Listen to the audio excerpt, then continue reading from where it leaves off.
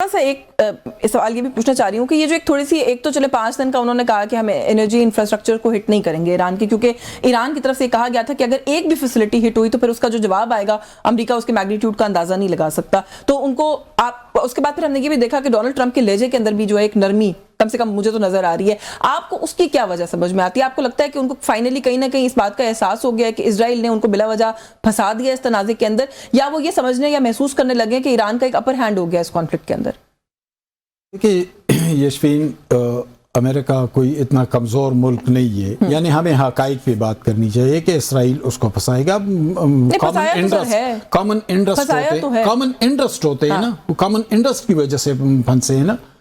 लेकिन देखिए रेजिस्टेंस की अपनी एक कुवत होती है, वो रेजिस्टेंस कम ही क्यों न हो। यानी वियतनाम में क्या रेजिस्टेंस ही, नन्ना सा वियतनाम था, देव हीकल अमेरिका के सामने खड़ा हुआ था और फिर अमेरिका को भागना भी पड़ा था। फिर अफगानिस्तान के पास क्या था, वहां पे न ट्रेन है, न समंदर है, न इंडस्ट्री है, कुछ भी नहीं है। लेकिन वो अफगानिस्तान मुजाहिमत कर गया था ना, अमेरिका को भी भागना पड़ा था, रूस को भी भागना पड़ा था, ये हकाइक है। अब ईरान क्यों मुजाहिमत नहीं करेगा? ईरान तो 2000 साल तहजीब है, एक बहुत बड़ा मुल्क है, बहुत एडवांस मुल्क है, एक इकोनॉमी थी उसकी, ठीक है, बादशाह के दौर में भी वो एक बहुत इंपॉर्टेंट मुल्क था, तो वो मुजाहिमत क्यों नहीं करेगा? लेकिन ताकत की अपनी एक साइंस होती है, एक रियलिटी होती है पावर की। रियलिटी ये है, आप देखें कि ईरान की जो टॉप लीडरशिप थी, वो टॉप लीडरशिप तो सारी की सारी खत्म हो गई। ये तो हकीकत है ना। लेकिन क्या इसराइल या अमेरिका में कोई अहम लीडर मरा है? नहीं मरा है। ठीक है, तलबीब पे कुछ मिसाइल गिरे हैं, ज्यादा मिसाइल कहाँ गिरे? ज्यादा मिसाइल वहां पे गिरे जो ईरान के करीब है, दुबई है, कतर है, अबू धाबी है, कुवैत है, बहरीन है, ये ममालिक है। नेतन्याहू के दफ्तर तक तो हमला कर ही दिया ईरान ने, कर दिया। लेकिन क्या कोई हाई वैल्यू टारगेट हाथ आया है? नहीं आया। लेकिन ईरान में तो मुसलसल आए। तो ताकत की भी अपनी एक साइंस है। रेजिस्टेंस अली लारीजानी और सुप्रीम लीडर का लॉस बहुत बड़ा लॉस है, इसके अंदर कोई शक नहीं है। लेकिन सर रिप्लेस हो गए ना, वहां लोग हो रहे हैं, वहां पे एक सिस्टम तो है। रिप्लेस वो ऐसा मुल्क नहीं है कि आपने किसी को मार दिया तो फिर 6-7 महीने के लिए वो क्लूलेस हो जाएंगे कि उन्होंने क्या करना। देखिए, अगर रिप्लेसमेंट की बात आप कर रही है तो 17 अगस्त 1988 को हमारी फौजी क़यादत एक हादसे में चली गई थी, लेकिन चंद घंटों के अंदर अंदर रिप्लेसमेंट हो गई थी। रिप्लेसमेंट मसला नहीं है। भुट्टो साहब बहुत बड़े लीडर थे, चले गए, लेकिन उनकी बेटी बेनजीर भुट्टो ने रिप्लेस किया था, पार्टी को भी और गवर्नमेंट को भी बाद में। रिप्लेसमेंट मसला नहीं है, नुकसान हो गया। अब ईरान के हवाले से हम एग्जेजरेटेड क्यों हो जाते हैं कि भाई ईरान ये करेगा वो करेगा? ईरान की कैपेसिटी, उसकी ताकत वो नहीं है जो अमेरिका की है। इसमें तो कोई शक नहीं है, लेकिन जो बात आपने शुरू में की बात, मेरे ख्याल है बॉटम लाइन वो है कि रेजिस्टेंस जब पुट अप करने कोई लग जाए तो फिर ये चीजें इर्रिस्पेक्टिव मैटर नहीं करती हैं। देखिए रेजिस्टेंस तो जैसे आपने खुद मिसाल दी, अफगानियों ने भी पुट अप कर ली, उनके पास क्या था? उन्होंने उनसे तो बेहतर है, उनसे तो वेल इक्विप्ड है ईरान। उन्होंने कर ली, वियतनाम ने कर ली थी, अलजायर ने फ्रांस के खिलाफ किया था, बहुत से मजीद बात करते हैं थोड़ा सा इसी सारे पर्सपेक्टिव के अंदर। जो भी बात कर रहे थे ना डॉक्टर साहिबा हमाद साहब कि अमेरिका जो है वो एक पावर है, या अमेरिका को कोई धकेल नहीं सकता किसी चीज के अंदर। इजराइल तो अब ये भी कह रहा है कि इस जंग का खात्मा कैसे होगा, कब होगा, ये फैसला अमेरिका नहीं करेगा, हमारी फोर्सेस करेंगी। तो मतलब कोई रोल तो है ना जो इजराइल प्ले कर रहा है सारे मामले के अंदर। आपसे ये पूछना चाह रही हूँ कि डिप्लोमेटिकली जब पाकिस्तान इस चीज के अंदर मीडिएशन का एक रोल प्ले करने की कोशिश कर रहा है, तो एक तो इजराइल का मैल इंटेंट कि वो दोबारा इस तरह के किसी मामले को सैबोटाज नहीं करेगा, क्योंकि पहले भी ईरान और अमेरिका के मुज़ाकरात हो रहे थे जो इजराइल ने जो है वो इस तरीके से सैबोटाज की। एक तो ये चैलेंज है। इंडिया का भी इंटरेस्ट नहीं है कि ये वाला कॉन्फ्लिक्ट जो है वो किसी अच्छे तरीके से रिजॉल्व हो जाए। पाकिस्तान को लेकर उधर भी एक मैल इंटेंट है। इसके अलावा क्या डिप्लोमेटिक चैलेंजेस है? इन चैलेंजेस को पाकिस्तान कैसे ओवरकम करेगा आपके ख्याल में? बिल्कुल आपने ठीक कहा, नेतन्याहू तो एक ग्लोबल टेररिस्ट है और वो तो बिल्कुल नहीं चाहता, ना ही चाहेगा कि ये जंग जो है वो खत्म हो।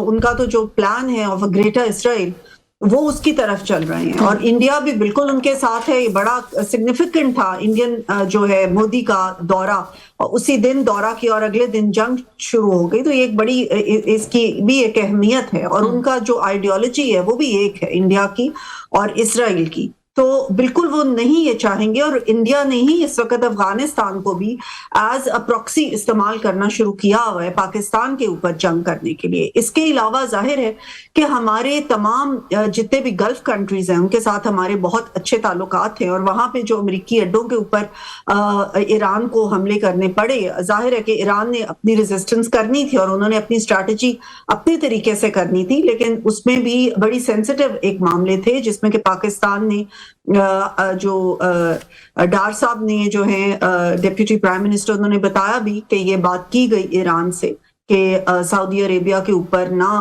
حملے کیے جائیں یا ان کو نہ کیا جائے، کیونکہ پاکستان کے لیے یہ چیزیں بھی ہینڈل کرنا، تو ظاہر ہے پاکستان بڑی ایک سینسٹیولی ان چیزوں میں سے گزر رہا ہے، گزرنے کی کوشش کر رہا ہے۔ اس وقت سچویشن بہت فلوئڈ ہے، ہم یہ نہیں کوئی بھی حتمی طور پہ کوئی بات نہیں کہہ سکتے۔ آپ نے دیکھا کہ ایک ٹرمپ ایک بیان دیتا ہے تو فوراً آئل پرائسز نیچے آتی ہیں، اسٹاک ایکسچینج بہتر ہوتا ہے، پھر بڑی والیٹائل مارکیٹس ہو رہی ہیں، آئل پرائسز نیچے آئیں پھر اوپر گئیں پھر نیچے، اس طریقے سے ایک چیز چل رہی ہے۔ مارکیٹس بڑا جلدی ریاکٹ کر رہی ہیں بیانات کو، لیکن یہ کس طرف جائے گی چیز، نیتن یاہو کس حد تک اس چیز کو کہیں کسی حتمی نتیجے تک پہنچنے دے گا، یا ٹرمپ یہ I think only time will tell. یہ تھوڑا سا ایفرٹ کرنے کے بعد ہی آپ لوگوں کو بھی اندازہ ہوگا کہ صورتحال کہاں جا رہی ہے۔ یہ ایبسولوٹلی رائٹ کہ بہت وولیٹائل ہے جو بھی ساری صورتحال ہے۔ اچھا تھوڑا سا جہاں پہ ہم بات کریں کہ انٹرنیشنل کانفلکٹ کی، پاکستان کے اپنے اندر جو ہمارے سیاسی معاملات اور مسائل ہیں، اور جو ہم ہمیشہ بات کرتے ہیں کہ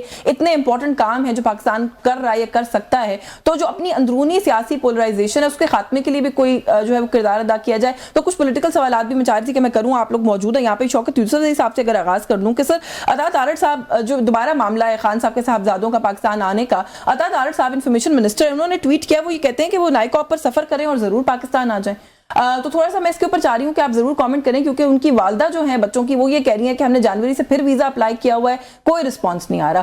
گورنمنٹ آف پاکستان کے ترجمان یہ کہتے ہیں کہ آپ آ جائیں، نائکاپ کے اوپر ضرور ٹریول کریں۔ دیکھیں عطا تارڑ صاحب کی بدقسمتی ہے کہ وہ جو بھی بات کرتے ہیں وہ الٹ ہو جاتی ہے۔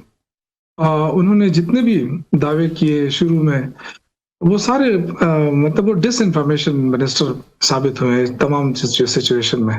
کیوں؟ دیکھیں عمران خان کے بچے ہیں، پاکستانی ہیں، ٹھیک ہے ان کے پاس باہر کی نیشنلٹی ہے، لیکن اگر وہ اپنے اس پہ آنا چاہتے ہیں اور انہوں نے اپلائی کیا تو کیا مسئلہ ہے، کیوں نہیں دینا چاہتی حکومت؟